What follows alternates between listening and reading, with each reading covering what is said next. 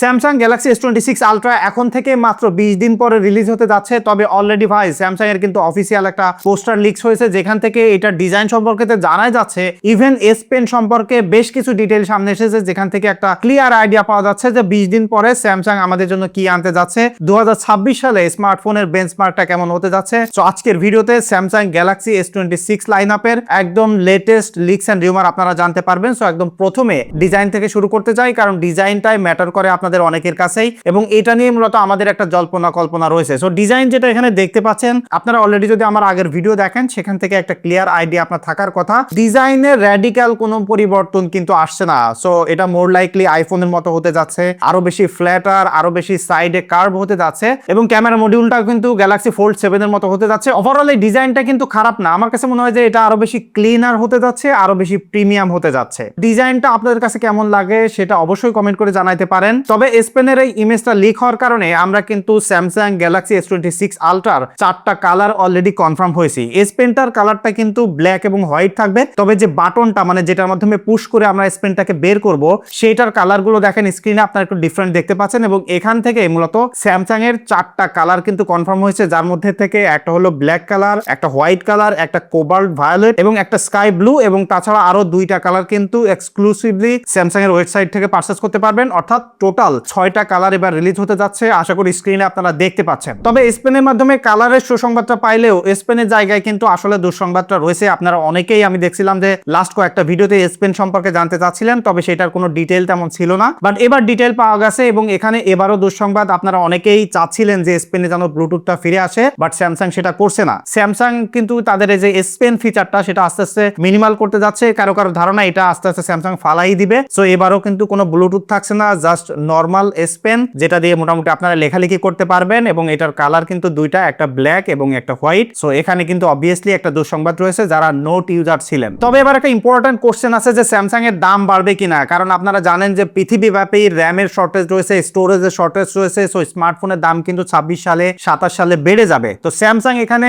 একটা ভালো কাজ করতেছে, সেটা হলো তাদের যে বেস ভেরিয়েন্ট বা স্টার্টিং যে প্রাইস ছিল সেটা কিন্তু পরিবর্তন করছে না, অর্থাৎ গতবারের মতোই থাকছে। অর্থাৎ বাংলাদেশি টাকায় হিসাব করলে দাম পড়বে 1,60,000 টাকার মতো এখনো পর্যন্ত কনভার্ট করলে। তবে সেটা অফিসিয়াল হইলে কিন্তু 2 লাখের উপরে চলে যাবে, বাট অ্যাটলিস্ট স্যামসাং যেটা করতেছে তারা প্রাইসটা বাড়াচ্ছে না। তবে এখানে একটা কনফিউশন আছে, সেটা হলো যদি স্টোরেজ বেশি নিতে চান, লেটস সে এটার বেস ভেরিয়েন্ট কিন্তু 256 জিবি হবে, 512 জিবি বা 1 টেরাবাইট নিতে গেলে কিন্তু সেইখানে প্রাইস বেড়ে যাওয়ার একটা পসিবিলিটি আছে। তবে এটা অ্যাকচুয়ালি রিলিজের পরেই বোঝা যাবে। তবে এখনো পর্যন্ত যেটা কনফার্ম আছে সেটা হলো বেস ভেরিয়েন্টের প্রাইস বাড়বে না, এবং এই ফোন কিন্তু অফিসিয়ালি রিলিজ হতে যাচ্ছে এই মাসের অর্থাৎ ফেব্রুয়ারির 25 তারিখে, এবং মার্কেটে অ্যাভেলেবেল হবে মার্চের 10 থেকে 12 তারিখ। তবে বাংলাদেশে আসতে আরো একটু সময় লেগে যেতে পারে। তবে S26 আলট্রা সিরিজের একদম ম্যাজিকটা থাকবে কিন্তু তাদের ডিসপ্লেতে, কারণ এই ডিসপ্লেতে ম্যাজিক ফ্লেক্স টেকনোলজি তারা ব্যবহার করবে, যেটা স্যামসাং কিন্তু ইউটিউবে অলরেডি এটা টিজারও প্রকাশ করেছে। অর্থাৎ আপনি এই ডিসপ্লেটা সাইড থেকে কেউ দেখতে পারবে কি না পারবে সেটা কন্ট্রোল করতে পারবেন সফটওয়্যারের মাধ্যমে, ফাংশনের মাধ্যমে। অনেকেই এটাকে ভাবে যে একটা র্যান্ডম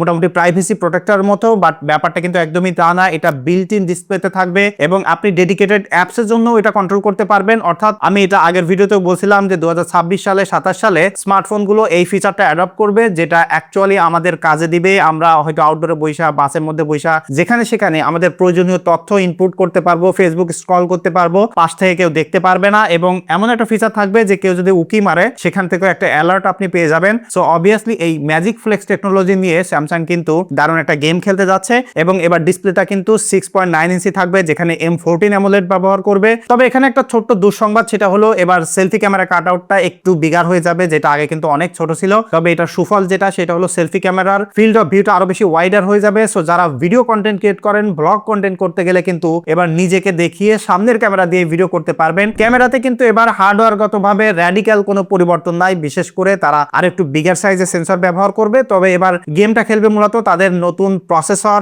তাদের নতুন আইএসপি এবং অন ডিভাইস এআই প্রসেসিং, এই তিনটার মাধ্যমে আরো বিগার সেন্সর থাকার কারণে রাতের বেলার ছবি অর্থাৎ লো লাইটের ছবিটা আরো বেটার ডিটেল প্রোভাইড করবে। তবে সব থেকে ইম্প্রুভমেন্ট যে জায়গা আমি দেখতে চাই বা আপনারাও দেখতে চান, সেটা হইলো অ্যাজ এ স্যামসাং লাভার হিসেবে তাদের ভিডিওগ্রাফিকে যেন অ্যাপেলকে টেক্কা দিতে পারে। বছরের পর বছর কিন্তু এই জায়গায় পিছিয়ে পড়ে, বিশেষ করে ভিডিওগ্রাফারদের জন্য বা যারা আসলে কন্টেন্ট ক্রিয়েট করে তাদের কিন্তু ফার্স্ট প্রায়োরিটি থাকে হলো আইফোন। সো এই জায়গায় স্যামসাং তাদের এই S26 লাইন আপ দিয়ে আসলে কোনো প্রকার টেক্কা দিতে পারে কিনা সেটা দেখার অপেক্ষা। তবে যাই হোক না কেন, এখানে হার্ডওয়্যারগতভাবে আমরা হয়তো বা একটা মার্কেট চেঞ্জিং বা স্যামসাং এর ফিউচার বা ভীষণ চেঞ্জ করার মতো একটা পরিবর্তন দেখতে পারবো। বিশেষ করে তাদের Exynos 2600 প্রসেসর থাকবে এখানে। বিশেষ করে থার্মাল থ্রটলিং এর ব্যাপারটা, এফিসিয়েন্সির ব্যাপারটা কিন্তু তাদের যে দুর্বলতা ছিল সেটা কাটিয়ে উঠতে পারে। কারণ অলরেডি আমরা বিভিন্ন জায়গা থেকে দেখতে পাচ্ছি স্যামসাং ফাউন্ড্রি তাদের Exynos 2600 নিয়ে এবার বেশ আশাবাদী। তো দেখা যাক যে তাদের চিপ ফ্যাব্রিকেশনের গেমটা আসলে এবার চেঞ্জ করতে পারে কিনা। যদি এই জায়গায় তারা পরিবর্তন করতে পারে তাহলে হার্ডওয়্যারগতভাবে তারা একটা বেটার কন্ট্রোল পাবে। তবে স্যামসাং ব্যাটারিতে এবার এক বুক হতাশায় রেখে দিচ্ছে, কারণ আমরা বেশ কয়েকদিন আগে থেকে দেখতেছিলাম যে 5200 মিলিঅ্যাম্পিয়ারের ব্যাটারি থাকবে, 200 মিলিঅ্যাম্পিয়ার বাড়াবে, বাট একদম ফাইনাল লিক্সে দেখলাম যে 5000 মিলিঅ্যাম্পিয়ারের ব্যাটারি থাকছে। অর্থাৎ ব্যাটারিতে কোনো প্রকার পরিবর্তন আপগ্রেড কিছুই থাকছে না, সেম 5000 মিলিঅ্যাম্পিয়ারের ব্যাটারি 2026 সালে এসে। এটা আসলে লজ্জাজনক। তবে স্যামসাং কেন যে সিলিকন কার্বনে শিফট হচ্ছে না সেটার অবভিয়াসলি ভ্যালিড কোনো রিজন আছে যেটা এখনো আমরা জানি না। তবে চার্জিং এর ক্ষেত্রে 45 ওয়াট থেকে এবার 60 ওয়াট দিচ্ছে, বাট অ্যাকচুয়ালি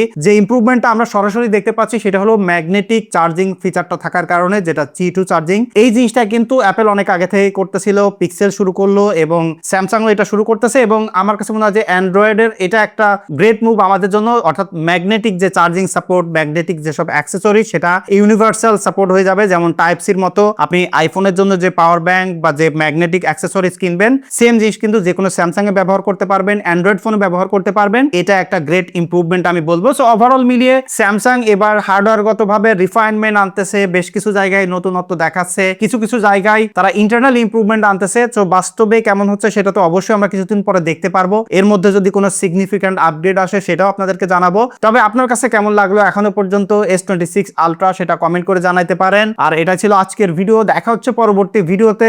ধন্যবাদ সবাইকে।